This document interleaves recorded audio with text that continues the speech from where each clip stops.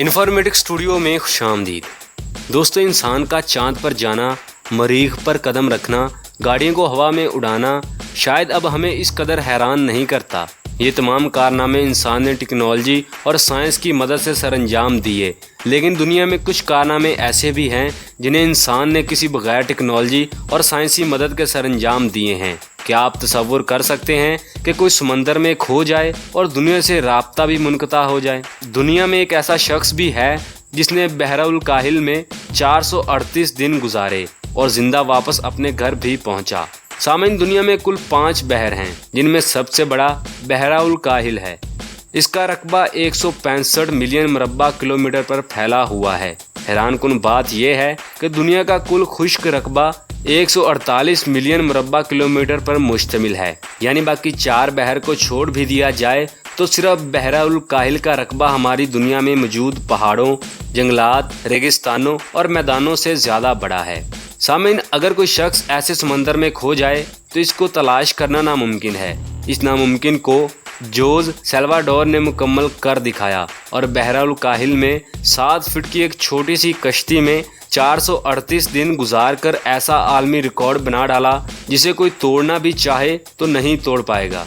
ऐसी बातें सुनने के बाद सबसे पहले जो सवाल दिमाग में उठता है वो ये है कि आखिर जोज़ 14 माह तक समंदर में जिंदा कैसे रहा और वह समंदर में गया किस लिए था। सामईन, आज की इस वीडियो में हम आपको समंदर में 438 दिन गुजारने वाले शख्स जोज़ के बारे में बताएंगे, लेकिन उससे पहले आपसे गुजारिश है कि हमारे चैनल को सब्सक्राइब करते हुए बेल नोटिफिकेशन को दबा दें ताकि आपको हमारी हर नई आने वाली वीडियो का नोटिफिकेशन बर वक्त मिल सके।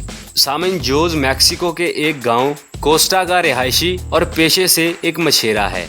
17 नवंबर 2012 को वो अपने एक साथी के हमरा समंदर में मछलियां पकड़ने के लिए रवाना हुआ।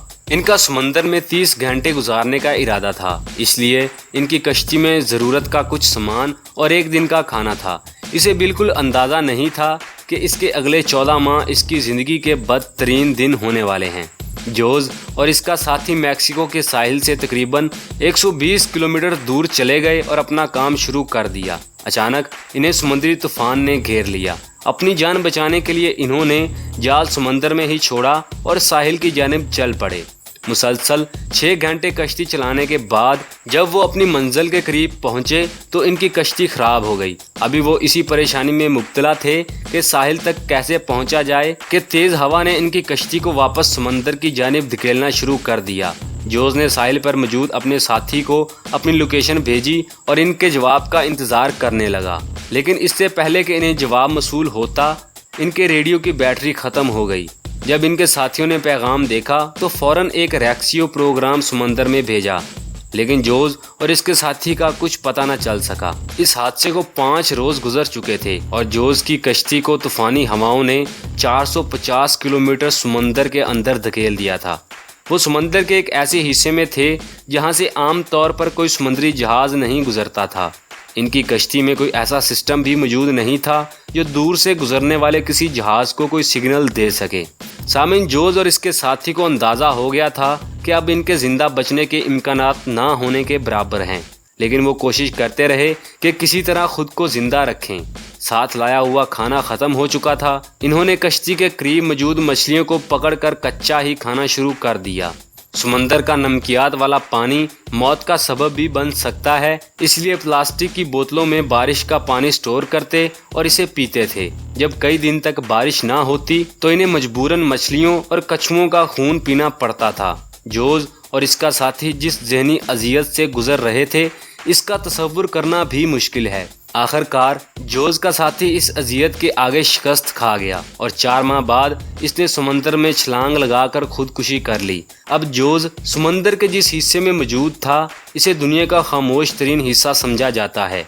जोज़ अपनी मायूसी के साथ लड़ने में मसरूफ़ था कि इसे दूर से गुजरता हुआ एक कार्गो जहाज़ नजर आया। जोज़ ने जहाज़ की जानिब हर तरह से इशारे किए, लेकिन बदकिस्मती से जहाज़ में मौजूद किसी भी शख्स को जोज़ की छोटी सी कश्ती नज़र ना आ सकी।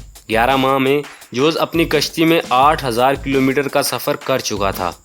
जोज़ की जिंदा रहने की उम्मीद दम तोड़ती जा रही थी कि अचानक किस्मत इस पर मेहरबान हुई और 30 जनवरी 2012 को इसे समंदर में नारियल तैरते हुए नजर आए। اسے اندازہ ہو گیا کہ قریب کوئی جزیرہ موجود ہے۔ اسے جیسے ہی جزیرہ نظر آیا اس نے فوراً پانی میں چھلانگ لگائی اور تیرتا ہوا جزیرے تک پہنچ گیا۔ 14 ماہ میں پہلی مرتبہ جوز نے زمین پر قدم رکھا تھا۔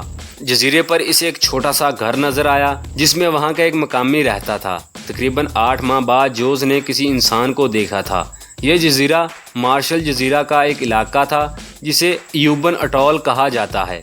وہاں سے جوز کو اس کے گھر پہنچایا گیا۔ وہاں پر پہنچتے ہی اس نے ڈیز 438 کے نام سے کتاب لکھی۔ اس پر اپنے ساتھی کو قتل کر کے کھا لینے کا الزام بھی لگا اور اسے مقدمے کا سامنا بھی کرنا پڑا، لیکن جوز ہر بار اپنی صفائی میں خود کو بے قصور کہتا رہا۔ تو دوستو یہ تھی سمندر میں 438 دن گزارنے والے شخص کی کہانی۔ امید ہے آپ کو پسند آئی ہوگی۔ اپنی رائے کا اظہار کمنٹ باکس میں ضرور دیں۔ ویڈیو پسند آنے کی صورت میں ویڈیو کو لائک، شیئر اور چینل کو سبسکرائب ضرور کریں تاکہ آپ کو ہماری ہر نئی آنے والی ویڈیو کا نوٹیفیکیشن بر وقت مل سکے۔ انشاءاللہ ملتے ہیں اگلی ویڈیو میں، تب تک کے لیے اللہ حافظ۔